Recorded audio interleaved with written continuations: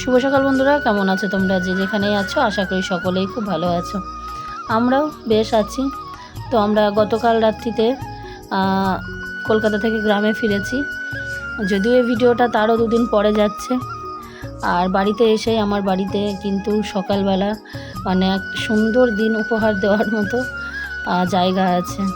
তো সকালবেলা ঘুম থেকে উঠে যদি এত সুন্দর একটা পরিবেশ দেখো, তোমার দিন এমনিতেই ভালো হবে।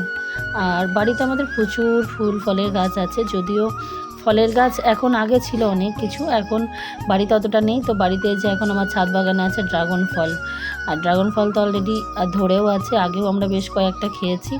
আর এবছর বর্ষা যেহেতু এত বেশি গাছপালা, মানে এত সুন্দর ওরা, মানে সে কী বলবো, হেসে খেলে যেন সবসময় ওরা আনন্দিত। আর এই যে তরুলতা গাছটা, এটাকে তো আমরা তরুলতাই বলি, মানে ওই ডিপ কালার সবুজ আর সেই সঙ্গে ছোট্ট ছোট্ট ফুল হলেও মানে একদম গাঢ় একটা লালচে কালার, এত সুন্দর লাগে কি বলবো, ওটাকে দেখলেই যেন মনটা ভালো হয়ে যায়।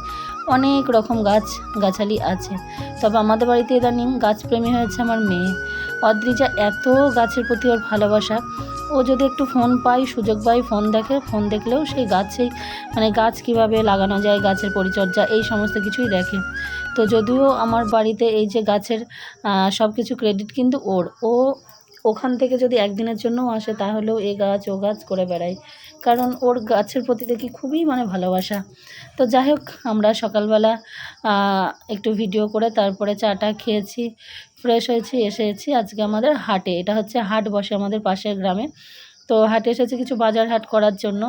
তো বেশি কিছু সবজি বাজার হবে না, কারণ হচ্ছে আবার আগামী দিন পঞ্চমী মনসা পুজো আমাদের বাড়িতে, এটো কাটা রান্নাবান্না হয় না। তো ওই জন্য একটু চিকেন নিয়ে আসা হয়েছে, আর ওই একটু আদা রসুন পেঁয়াজ এইসব নিয়েই আমরা চলে এসেছি। এসে ওদিকে আমি রান্না বসিয়েছি, আর এই যে এদিকে ও লেবু কাটছে। থেকে শুরু করে সব সুস্থ হয়ে যাবে। ইয়ার জিনিস দেখি খেতে কেমন, দেখি তো, আমাকে একটু দাও। দেখি দেখি দেখি দেখি দেখি আর এই যে এটা খেলে সব খারাপ হয়ে যাবে। দাও, একটু বার করে দাও।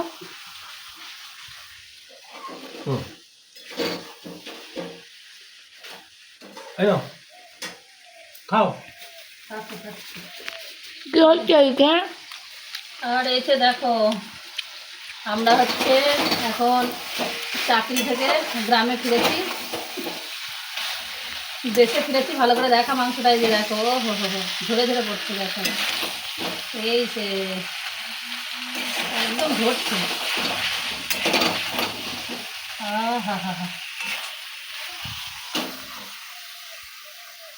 তো আমরা গতকাল রাত্রিতে ফিরেছি, আর ফিরেই আজকে হচ্ছে মাংস ভাত, বুঝেছ?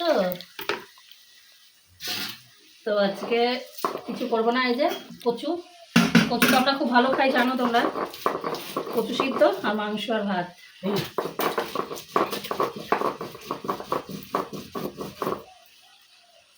হ্যালো,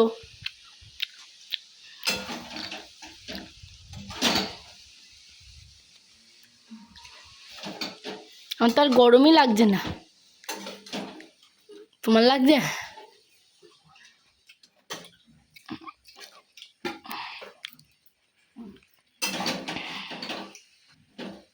তাহলে ছ্যাঁক ছোঁকটা বন্ধ হয়ে গেল কেন? গ্যাসটা কমিয়ে দিয়েছে, হয়ে যাবে বলে। একটু মশলা, তাহলে মশলা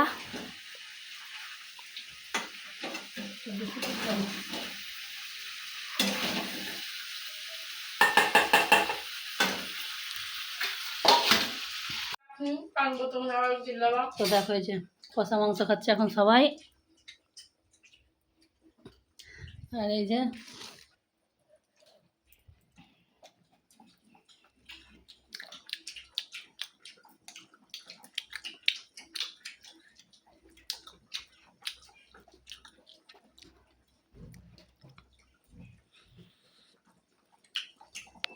তো দেখো, যেহেতু হাটে গিয়েছিলাম একটু লেট হয়ে গেছে রান্না মানে খাওয়া দাওয়া করতে। তো তারপরেও অনেকগুলো কাচাকুচি ঘরদোর বাড়িতে যখন আসা হয় তখন দেখবে যে অনেক রকম কাজ থাকে। তো রান্নাবান্না সেরে সেই সমস্ত কাজটা সেরে স্নান টান করে এসে এখন খেতে বসে গেছি। আর ওর বাবার খাওয়া হয়ে গেছে, উঠে গেছে, আমি আর অদ্রিজা এখন খাচ্ছি। আর আমার ওই যে মাংস রান্না করেছি না, মানে লঙ্কা বেটেছি, হাতটা এত পরিমাণে জ্বলছে, আর সেই সঙ্গে গরম ভাত গরম তরকারি, মানে আমি জাস্ট মানে হাতটা ছোঁয়াতে পারছি না, এত জ্বালা করছে। লঙ্কা বাটলেই মানে হাতে জ্বালা করে। তো ওই জন্য টুকুর টুকুর করে খাচ্ছে, একটু দেরি হয়ে গেল। তো চলো তোমাদেরকেও এক ঝলক দেখায় কী কী রান্না হয়েছিল। আর ওদিকে যে অদ্রিজা খাচ্ছে, আর বেশি কিছু তো রান্না করিনি। তো বন্ধুরা, তোমরা যারা ভিডিওটা এতক্ষণ পর্যন্ত দেখছো, একটা লাইক দাও, অবশ্যই একটা লাইক দিয়ে ভিডিওটা দেখো, আর একটা সুন্দর কমেন্ট করো। নিজেদের মধ্যে পারলে অবশ্যই একটু শেয়ার করো। তো এই যে দেখো, এখানে চিকেন করেছিলাম আর কচু সিদ্ধ দিয়েছিলাম। তো কচু সিদ্ধ মেখে কচু সিদ্ধ দিয়ে খেয়েছি, আর চিকেন, বেশি কিছু আর হয়নি।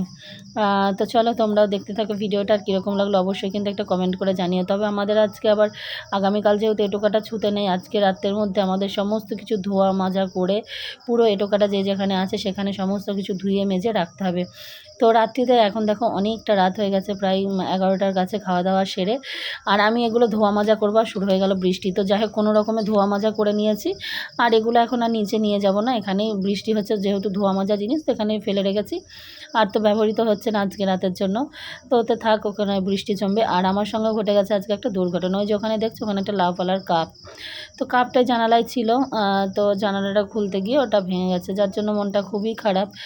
তো কী আর করা যাবে, এখন সব কিছুকে মেনে নিয়েই থাকতে হবে। আর আজকে হচ্ছে আমরা রাত্রিতে ভাবছি উপরেই ঘুমাবো, কারণ এই যে উপরের ঘরটা তো করেছিলাম বৃষ্টির জন্যই, আর আজকে সেই রকমই দিন, একদম মানে মানানসই একটা দিন। আর গতকাল রাত্রিতে বাড়ি ফিরেছি, কিচ্ছু শেয়ার করা হচ্ছে না, সেই থেকে সারাদিন বাড়ি ঘরে না থাকলে যা হয়, বাড়িতে ফেরার পরে সারাদিনই কর্মব্যস্ততায় কাটে।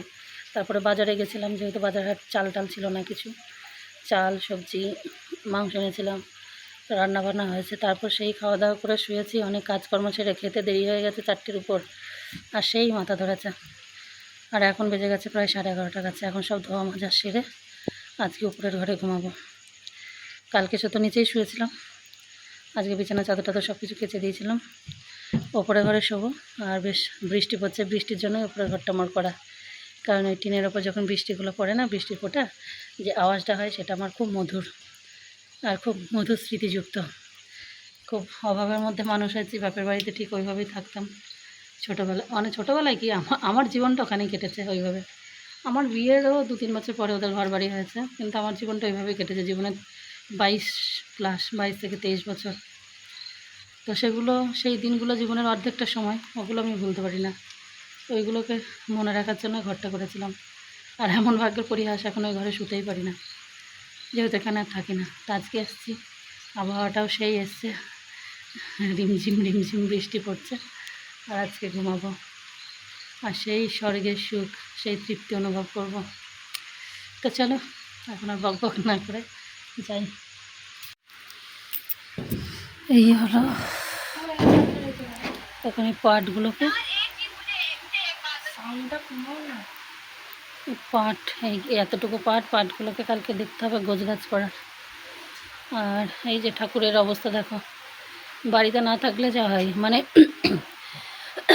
সংসারে তুমি একমাত্র মহিলাকেই ধরবে, যে যারাই একমাত্র থাকলে সংসার ঠিক থাকে, আর না থাকলে সংসার একদম অচল হয়ে পড়ে।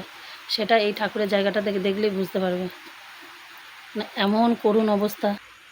মানে ঘরে ঠাকুরের সব কিছুই আছে, আমি তো ওখানে কিছু নিয়ে যাইনি, কিন্তু দেখো সামান্য একটু ধূপ ধুনো জলটুকু পড়ে না। পুরো শ্রাবণ মাস চলে গেল, আমার শিবলিঙ্গের অবস্থা দেখো।